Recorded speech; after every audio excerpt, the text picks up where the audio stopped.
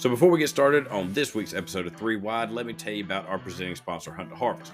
Now, Hunt to Harvest is back with us for our second season here at Three Wide, and right now, if you head over to hunttoharvest.com, you can check out their new spring 2023 selection, where they have plenty of design choices for turkey hunting as well as different types of fishing. Also, they still have that mystery box special going on where you can get 3 shirts chosen at random sent to you for just $33. And with the high quality shirts you're getting at $11 a piece, you can't find that kind of deal anywhere else. So head on over to hunttoharvest.com where you can update or upgrade your hunting apparel.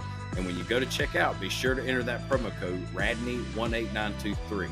That's RADNEY 18923 to get even more savings at checkout at hunttoharvest.com. Welcome back, everyone, to another week of Three Wide. I'm your host, Radney Crawford. Today, we're going to be going over all the action from Dover over the weekend, where the Truex brothers got the weekend sweep. Ryan getting his first career Xfinity win on Saturday. Martin breaking his 54-race winless streak on Monday. And also, we will be discussing some silly season news like Legacy Motor Club going from Chevrolet to Toyota in 2024, and Josh Berry's prospects for going Cup racing next season. And of course, we look ahead to this upcoming weekend's races at Kansas, and it all gets discussed on this episode of Three Wide.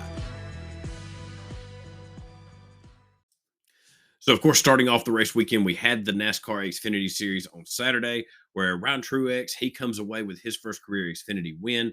He was the dominant car all day. He led 124 of the 200 laps. The second best was Sheldon Creed with 41.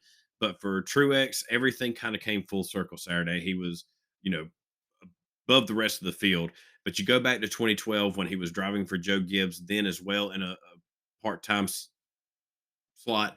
He came so close to winning this race at Dover, lost the lead to Joey Logano with 5 or 6 laps to go, uh, held up by lap traffic. This time he's able to hold on to it and get the race win. And this has been a solid season for Ryan so far in this Joe Gibbs Racing number 19. Last year, he shared the 18 car with drivers like Trevor Bayne and Sammy Smith. And Ryan definitely wasn't the stronger of the group in that car last year. Uh, but this year he has come out and been like a rocket ship, been extremely competitive in every race he's run. Uh, so far, this is his third top 5, third top 10 on the season in 5 races with this car. His other finishes, weren't terrible. He finished 12th at Martinsville, 17th at Talladega. So still a competitive, much more competitive year this year for Ryan. He's completed all the laps he's run in that 19 car. And now the question is, can he turn this into a full-time slot somewhere in the Xfinity Series? I think for him to do that, I don't know when his next start is for Joe Gibbs Racing, but another win or two, or being right there in the mix of it, another second or third place finish will definitely help his prospects for getting a full-time ride next year. And he's going to need sponsorship, of course. He's going to need some help to get a full-time slot. I don't know if it will be with Joe Gibbs Racing. That will be, I'm sure, the preferred landing spot for Truex. He's shown so far this year that he can be competitive. He can run up front in this car, and you know, definitely going to be asking for a full-time shot next year with this team.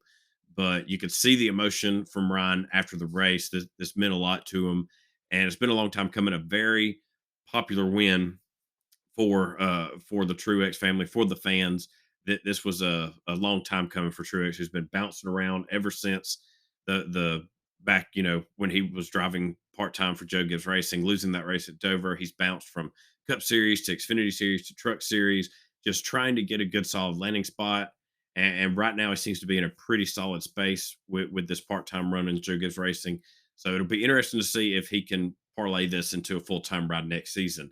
And Dover now is normally a strong track for junior motorsports, and they still had a solid run, even though they didn't get the race win. Josh Berry finished second with Justin Allgaier in third. Sam Mayer finished in ninth. So a good solid day overall for junior motorsports, and Brandon Jones in eighth. A much needed day, even though none of their drivers led any laps Sunday. They were still all came away with solid top 10 finishes. Sheldon Creed, again, he has a strong run, just was not able to take full advantage of it. But he's still chipping away, trying to get that first career win.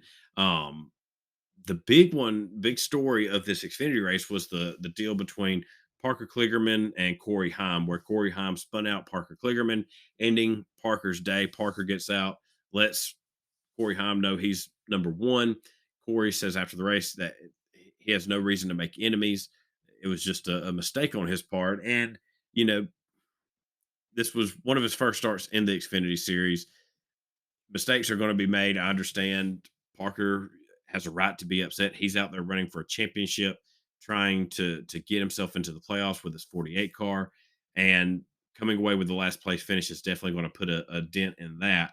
But I don't think it's anything we'll see carry on as far as this season goes. I don't know how many more starts Corey has either, but that was definitely the big incident of the day that everybody was talking about. Um, but then moving on to well, not Sunday's Cup race, Monday's Cup race, you had a rain delay. NASCAR made a quick decision on Sunday that hey, we're not going to be able to do this race. We're going to move it to Monday, which I applaud NASCAR for that move. That they gave quite a bit of heads up for the fans, for the team members, the drivers. Some elected to go back home to North Carolina, others stayed at the track. But when the race finally kicked off on Monday, it was an exciting Dover race. It was really good. Good battles going on over the place. You had battles like Martin Truex Jr., Ross Chastain, Byron, Denny Hamlin was really strong. It was tough to see who was going to come away with the race win. And we had an excellent battle going on there at the end with Truex Jr. and Ross Chastain, where Ross, he was trying to make up ground on Truex, and Martin was pure mirror driving. He was doing an excellent job on holding off Ross's runs, running him, up high, taking away his line, and definitely a good veteran move, veteran race for Martin Truex Jr. Ross Chastain, it was another controversial race for him.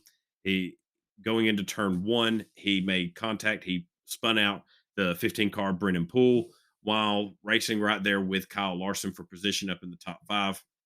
When Brennan spins out, he comes back up the track, collects Kyle Larson, and even though Kyle was able to continue and finish running the race, comes away with a 32nd place finish, far from what he would have had at the end of the day. And Brennan and Larson both were not happy with Chastain, rightfully so. Uh, and I've defended Ross before in these kind of incidents, but this is one of those that's could have been avoided, completely unnecessary. Going into turn one, we're only 80 laps into the race. There's no need to be pushing the envelope this hard, especially with lap traffic. Take your time.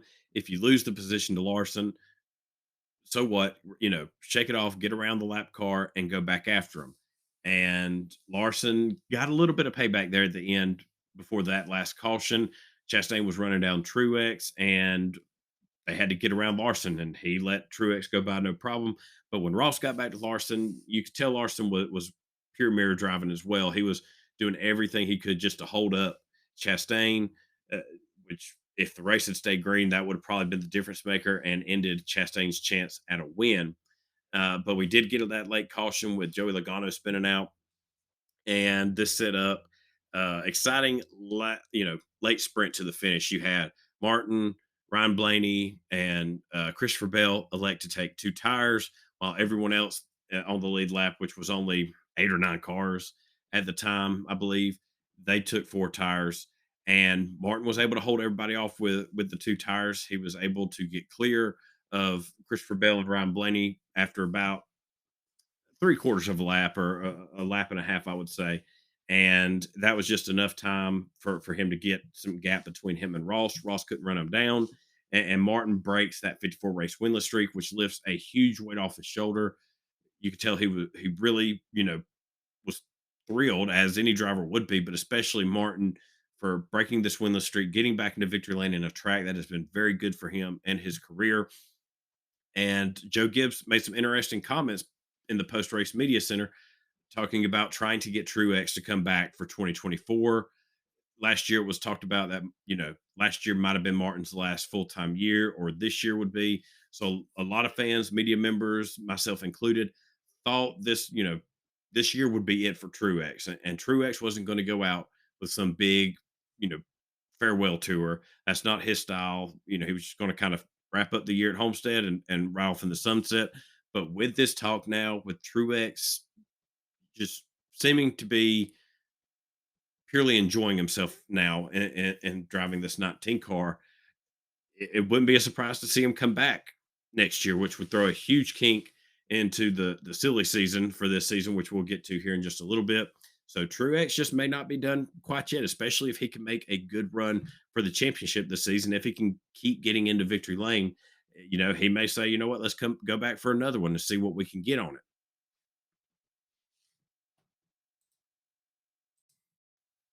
So now looking ahead to this weekend's races at Kansas, we have the Craftsman Truck Series as well as the Cup Series racing this weekend. Lightly touching on the Truck Series side of things, Zane Smith is the defending winner from this race last year. He led 108 of the 134 laps. It was just another dominant race for Zane Smith on the way to the championship last year. Corey Heim led the second most laps last year at 18. And I think those are two guys that you're going to see up front battling for the win. Corey's coming off a race win at Martinsville. So momentum and probably confidence is on his side for this one. But if you're looking for some dark horses in this one to possibly get up there and get the upset, keep an eye on Ty Majeski as well as Grant Enfinger. Most notably, Ty Majeski. Ty, he was running up front for most of the race last year, finished solidly in the top five in both stages, as well as the second place finish. And if just seemed to be a hair behind what Zane and Corey had. But if things go the right way, the right caution falls, gets a faster pit stop, numerous things that could go his way. Look for him to be a contender on Saturday as well. Now, moving over to the Cup Series race, I believe this is going to be a strong weekend for not only Toyota, but 2311 in particular. Last year, 2311, they swept both races at Kansas last year. You had Kurt Busch winning in the spring in the 45 car and what may be his last Cup Series win. And you also have Bubba win in the fall, driving the number 45, but it was still his 23 car. The team, all was the same. They just swapped the numbers for the owner's point playoff. And Bubba finished in 10th in the spring, as I said, won in the fall. So he had a great run last year at Kansas. And Tyler Reddick, this is his kind of track. Don't pay attention to the finishes we saw last year. He showed speed. He qualified first and second in both races last year. Just doesn't have the finishes to show for it. He was caught up in a crash in one of the races. It- but this is his kind of track. This is his wheelhouse where it's a multi groove mile and a half. He can run up against the wall if he wants to. He can search around and find different lanes. And I wouldn't be surprised to see him be one of the front runners all day and come away with the race win just simply because he's shown more consistent speed in that 45 car than right now Bubba has in the 23. So I would put Tyler Reddick over Bubba Wallace maybe by just a hair, but not by much. And then also Toyota last year in both the spring and fall races, they were all over this top 10. You had Kurt Busch with the win in the spring, Kyle Busch finishing third, Denny Hamlin fourth, Christopher Bell fifth, Truex sixth, and Bubba Wallace in 10th. So pretty much all the top Toyotas, they were up there in the top 10 at the end of the day. And Denny's going to be the guy to kind of watch lurking in the background. He's going to be strong and tough to beat. Uh, but again, I think it's just going to be another Toyota race weekend, another Toyota dominant weekend. Um, for even though Kyle is no longer with Toyota, Ty Gibbs being in that car, look for him to have a good solid day. We're starting to see Ty get his feet up under him. He was running up as high as fourth and was holding his own up there at the front at Dover on Monday. And he's had a string of top tens this year. We're seeing more consistency and him getting more comfortable in this car. And I think it's just a matter of time before he starts punching through and being up there running in the top five, the top three more consistently. And this will be a good track for him. Joe Gibbs has always had good runs here with his cars. So keep an eye on Ty Gibbs to come away with a good solid finish on Sunday. And before we sign off, just a couple things of note as far as silly season goes. You had just yesterday Legacy Motor Club come out and announce that they will be moving from Chevrolet to Toyota in 2024, which I think is a huge win for both team and manufacturer. I talked about this in my video that's on you can find on YouTube. You have Toyota, who is seems to always be at a big disadvantage, especially when it comes to super speedway races. They just don't have the numbers that Chevrolet and Ford does when it comes to the amount of cars on the track. This will help them in that part of the race. And for Legacy Motor Club, when they're over here at Chevrolet, really they're probably about the fourth team as far as the list goes. The power rankings, you got Hendrick Motorsports, Richard Childress Racing, and with the emergence of Trackhouse, that is definitely one of the top three teams that is on Chevrolet's manufacturer list. And now they go to Toyota where they'll be a top three team just because simply there's only three truly competitive Toyota teams out there. But they're going to be able to get the same information, same stuff as Joe Gibbs Racing in 2311, which I think will improve their performance for next year. I know they had a lot of high hopes this year over at Legacy. It's been a little bit of an underwhelming year, but this is a good move to try and get back into how they looked last year. And it shows that this team is not going to be complacent. They're looking to get to be one of the top teams in the sport, be a competitive week in and week out. And now Toyota gets Noah Gregson and Eric Jones back into the fold. You know, after Eric Jones did time with Joe Gibbs Racing, Kyle Busch Motorsports, and the trucks, and now he is back with Toyota. And I don't think Toyota truly wanted Eric to go. It was just simply the pipeline was stuck. Like I said, there's limited seats in the Cup Series for these Toyota teams and Toyota drivers, and they had to make a move. And unfortunately, Eric was the odd man out. And for Noah, he hasn't been back with the Toyota since back when he was driving for Kyle Busch Motorsports in the trucks, but now he's back in the fold. So Toyota getting a couple of their younger drivers back. And as I said, I think this is going to be a huge win for this team overall.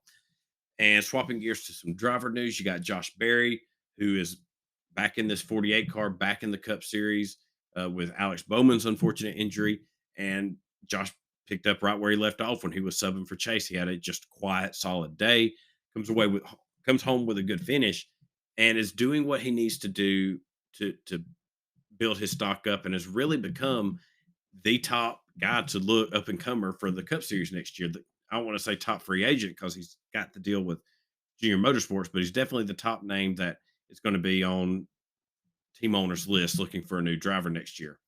And the rumors are swirling that he'll be going to the 4 car to replace Kevin Harvick. That's all just speculation. There's nothing official been named yet, but the signs are definitely pointing to that. It was just announced yesterday. I saw where Josh Berry is signed with KHI, Kevin Harvick's management team.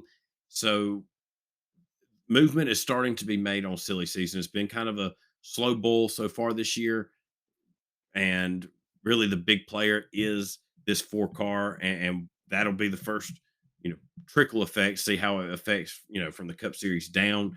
If Truex truly is coming back to the 19 car this year, that takes away a top ride that would have been available in the Cup Series that probably would have went to John Hunter Nemechek, which in turn takes away what would have been a top ride in the Xfinity Series.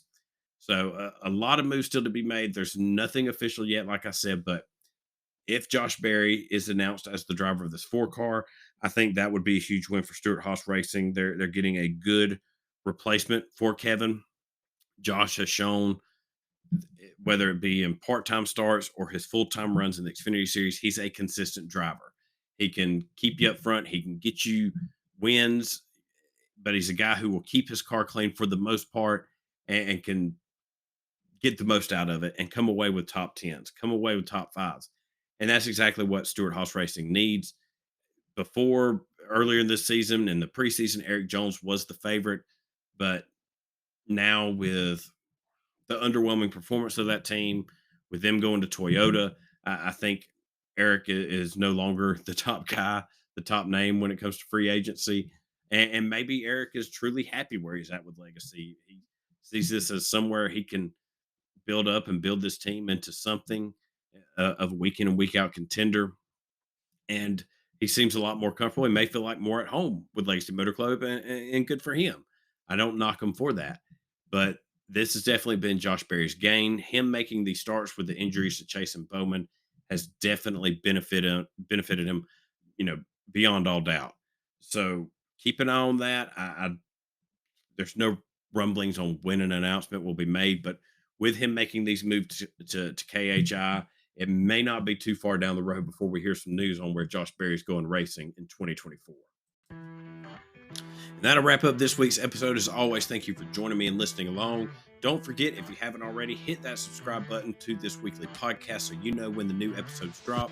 Also, in the description below, you can find the link to my YouTube and Rumble channels where you can subscribe to those channels.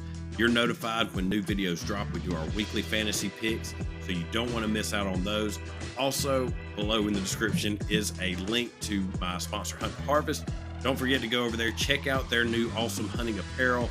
Let them know we sent you. Use that promo code RADNEY18923 at checkout. That's RADNEY 18923 for even more of a discount at checkout. And I hope everyone has a wonderful rest of their week, and we will meet back same time next week and go over all the action for Kansas Speedway.